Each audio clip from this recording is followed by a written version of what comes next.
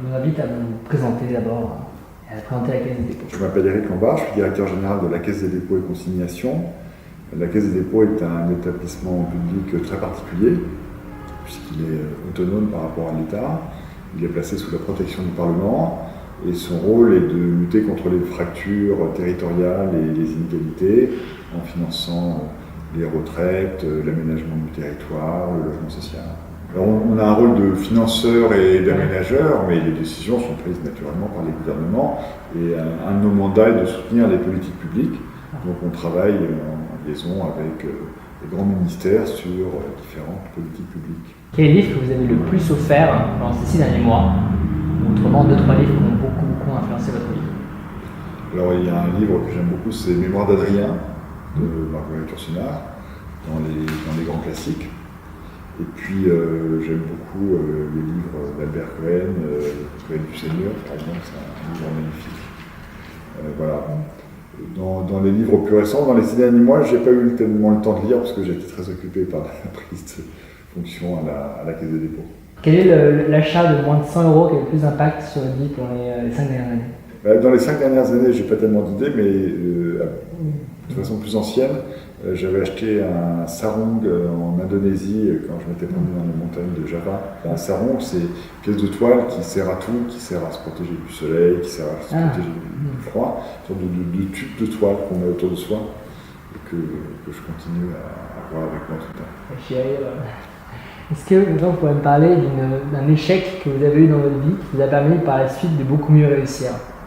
Dans la vie, on a beaucoup d'échecs, mais ceux qui m'ont le plus servi, c'est quand j'étais candidat à tel ou tel poste, ce qui m'arrivait souvent, et souvent on n'a pas les postes qu'on recherche, et à chaque fois c'est une déception qu'on surmonte, et puis parfois après on a soit un poste qui est encore mieux que ce qu'on attendait, ce qui m'est arrivé quand j'étais nommé ici par exemple, parfois on a moins bien, et puis ça permet quand même d'apprendre. Donc surtout dans un parcours de vie, il y a des étapes et certaines de ces étapes qui semblent pas intéressantes au premier abord, finalement sont toujours utiles et formatrices. Alors il faut toujours s'interroger sur la raison de l'échec. Il ne faut pas mettre son mouchoir par-dessus simplement, il faut se dire pourquoi on a échoué. Souvent, quand on est dans un parcours professionnel, candidat à un poste, c'est que voilà, il y avait d'autres personnes qui étaient mieux préparées, mieux en situation, et ça arrive. Mais parfois, c'est parce qu'on n'a pas bien compris, par exemple, quel était l'enjeu à traiter. Et donc, ce qui est très important, c'est de profiter de tes échecs pour comprendre qu'est-ce qu'on n'a pas vu, qu'est-ce qu'on n'a pas compris, et ne pas refaire 2 fois la même erreur. Faire une erreur, c'est la vie. Faire 2 fois la même erreur, c'est quand même embêtant. Maintenant, est-ce que si vous imaginez que vous aviez un très grand panneau d'affichage, c'est un peu aux États-Unis sur la bord d'autoroute, un grand panneau de pub, sur lequel vous pouvez faire passer un message, métaphoriquement parlant, à des millions, des milliards de personnes, qu'est-ce que vous diriez? Sauver la planète. Le principal enjeu de la génération de l'époque, c'est de se battre pour que l'objectif de degré de la COP21 soit respecté, qu'on limite les émissions de gaz à effet de serre, qu'on maintienne la biodiversité. Donc c'est ça le sujet important. Le rôle de la Caisse des dépôts, c'est un rôle d'intérêt général. Mais par ailleurs, je pense que dans tout parcours, c'est important qu'il y ait une dimension d'intérêt général, de ne pas travailler uniquement pour soi, mais d'essayer de contribuer à un bien commun. Vous me posez la question des livres importants. Il y a un livre important de Jean Tirole, le prix Nobel français d'économie, qui s'appelle L'économie du bien commun. Je trouve ça plus motivant de travailler pour le bien commun que de travailler pour des intérêts particuliers. Quel est le meilleur investissement que vous avez fait de votre vie? En temps, en argent, en énergie, c'est pas n'importe quoi. Les études, c'est le fait de se former en permanence, parce qu'on n'arrête jamais, on apprend toujours des choses. C'est ça qui est utile. Depuis que je suis à la Caisse des dépôts, je vais beaucoup dans les villes, dans les quartiers, et je vois comment, notamment dans les quartiers, on peut parler des politiques de rénovation urbaine, de rénovation du logement social, en faisant venir les transports en commun, en faisant venir les commerces. On peut réinsérer des quartiers qui étaient en difficulté dans la ville. Ces politiques-là, elles sont extrêmement précieuses J'en connaissais pas la puissance et elles sont justement en train de se développer. Et ça, c'est vraiment quelque chose de très utile et qui est quelque chose qu'on n'apprend pas dans une formation, dans des entreprises commerciales qui sont celles où je travaille jusque-là. Si vous aviez donné un conseil à un étudiant intelligent et motivé qui s'apprête à rentrer dans la vie réelle, que lui diriez-vous? Il y a un proverbe chinois que j'aime bien, c'est qu'on a 2 oreilles et une bouche, et donc il faut écouter 2 fois plus qu'on ne parle. Et donc pour apprendre, il faut commencer par écouter. Est-ce que maintenant vous pourriez nous parler de mauvais conseils que vous entendez? Le mauvais conseil, c'est toujours de réagir sur des sujets, sur l'émotion. C'est-à-dire que parfois, on peut être, par exemple, blessé, troublé par une émotion, et dans ce cas-là, on a une réaction de défense et c'est jamais la bonne. Et donc, le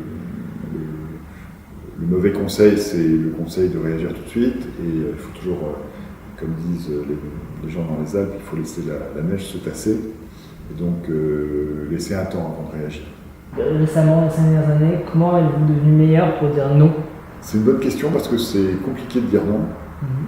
Et d'ailleurs, souvent, les gens hésitent, tournent autour du pot. Mais en fait, je me suis rendu compte que dire non, en fait, naturellement, quand c'était légitime, c'est beaucoup plus facile pour tout le monde. Parce que ça permet à la personne à qui on dit non de se positionner, de savoir que voilà, ça sera non, on gagne du temps. Et puis, voilà, c'est plus courageux. D'ailleurs, je pense que c'est quelque chose qui est très important aussi avec les enfants, notamment avec ses enfants, de leur dire non, parce que ça permet aux gens de se positionner et en fait on grandit plus quand on vous dit oui ou non, clairement, plutôt que quand on vous laisse dans un état gazeux et incertain. Et puis quand on dit non, il faut expliquer pourquoi. Quand vous vous sentez parfois déconcentré, un peu déprimé, quelle approche avez-vous pour vous mettre sur le droit chemin, pour repartir en marche? Quelles questions vous posez-vous si c'est utile? Moi je pense toujours au projet, je pense toujours aux choses qu'il y a à faire. Donc voilà, quel est l'objectif qu'on s'est donné, comment on s'en rapproche, et il faut être dans l'action. L'action, ça peut consister à réfléchir à un sujet, c'est pas forcément de s'agiter, si possible, il vaut mieux éviter de s'agiter, mais se mettre au service d'un projet ou d'une cause, c'est une façon d'avoir le moral et de trouver du sens à ce qu'on fait. Dans la Silicon Valley, on dit start with why, commencer par pourquoi, réfléchir au sens de ce qu'on fait et comment avancer. Je me permets de vous recommander le TED Talk de cet auteur qui s'appelle Simon Sinek, qui est un des 5 TED Talks les plus connus, qui s'appelle Start with Why. D'accord. Les TED Talks, il y en a quelques-uns qui sont remarquables. Ma question préférée, c'est quelle est la question que vous posez le plus souvent? Il y a des questions qu'on se pose tous tout le temps, de manière inconsciente souvent, mais ça dirige notre pensée, parce que penser en fait c'est réfléchir, c'est poser des questions et y répondre. Donc moi je me demande toujours quelle est la question que vous vous posez le plus souvent. Alors, quand on est dans une action, dans l'action, il y a plusieurs façons de poser des questions justement. Il y a comment on fait, il y a éventuellement avec quel financement, et moi la question que je me pose le plus souvent c'est avec qui. C'est-à-dire que les choix les plus importants, c'est les choix des personnes, avec lesquelles on vit bien sûr, d'abord, mais aussi ses amis, mais aussi des personnes avec qui on travaille. Et en fait, si on choisit bien les personnes avec qui on travaille, de mon point de vue, on a résolu 90% des sujets. Bon, il faut savoir pourquoi on travaille, c'est une question importante, mais une fois qu'on a déterminé quel était l'objectif, qu'est-ce qu'on voulait faire, la vraie question c'est avec qui. Et cette question elle est essentielle. Donc plutôt que start with why, je dirais start with who. Qu'est-ce que vous voulez qu'on écrive sur votre pierre tombale? Des dates le plus éloignées possible l'une de l'autre. Par rapport à ce que vous disiez, il y a un programme qui s'appelle Andrew Carnegie, sa pierre tombale et écrit en épitaphe ici repose un homme qui a su s'entourer de gens beaucoup plus intelligents que lui. Alors ça c'est quelque chose qu'il faut faire toujours, et en tant que responsable c'est ce que je fais de façon permanente, être entouré de gens plus intelligents que moi, c'est évidemment important. Non, moi ce que je pense important dans la vie, si on regarde les choses un peu vue d'avion, c'est être utile. En fait, c'est ça qui est important dans une vie, c'est effectivement comment est-ce qu'on a contribué au bien commun, comment on a contribué à faire avancer les choses au service de son pays, et puis au-delà de ça, je reviens à cet enjeu essentiel de protéger la planète, c'est quelque chose sur lequel il faut que tout le monde soit mobilisé si on veut y parvenir. Donc c'est ça les vrais sujets. Vous trouvez que c'est difficile d'être utile? Non, c'est pas difficile, il faut juste se donner ça comme objectif. Vous avez une grande passion pour la musique et le piano. Vous pouvez nous parler un peu de pourquoi c'est important pour vous, pourquoi ça vous aide, pourquoi vous trouvez ça génial? Je trouve que la musique, c'est peut-être l'art le plus abstrait, parce qu'il est sans aucun lien avec les autres éléments réels, sauf éventuellement les sons, et encore, la musique est un son très, très particulier. Et ça ouvre donc un monde qui est complètement différent, complètement orthogonal, et donc ce que je trouve incroyable dans la musique, c'est qu'on se met dans d'autres planètes, d'autres dimensions, qui est celle d'un grand bonheur quand on est musicien, parce que quand on écoute l'orchestre de Laurence et Quilbet, par exemple, qu'on connaît tous les deux, ça nous met vraiment dans une dimension qui, pour moi, est très heureuse, soit quand on est dans l'écoute, soit quand on joue, même si le talent pianistique est plus limité, mais c'est une dimension que je trouve en fait indispensable à mon équilibre. Et d'ailleurs, quand j'arrive en fin de semaine et que je peux être fatigué d'une semaine de travail, me mettre au piano, et c'est pas, ça n'utilise pas la même énergie, ça n'utilise pas les mêmes parties du cerveau, et pour moi c'est plutôt une façon de me régénérer en fait. Je veux dire que pour ceux qui aiment le piano, que Éric Lombard s'est donné pour objectif avec son fils de jouer toutes les sonates de Beethoven. La 32, c'est hyper long, et il va y arriver. On progresse. Vous êtes à combien? Mon fils va aller plus vite que moi. moi j'en joue 5 ou 6. Mais bon, je mets là-dedans les dernières sonates qui sont vraiment des monuments, enfin, notamment la 31e sonate, puis la dernière, la 32e, la plus 111, qui est un monument extrêmement complexe. Le plus 111, c'est une sonate en 2 mouvements, c'est tout à fait rare, et qui a une richesse de styles musicaux qui est vraiment quelque chose de tout à fait exceptionnel. Vous pouvez me parler de 1 ou 2 moments décisifs de votre vie? Une décision qui aurait tout changé? Je pense que la décision que j'ai prise quand Michel Rocard est devenu Premier ministre de faire une rupture dans mon parcours dans la banque pour l'accompagner et être dans le cabinet ministériel est une décision importante et en fait très féconde, puisque ça m'a vraiment ouvert sur les fonctions d'intérêt général et les fonctions publiques. Et ça, je ne l'ai pas regretté du tout.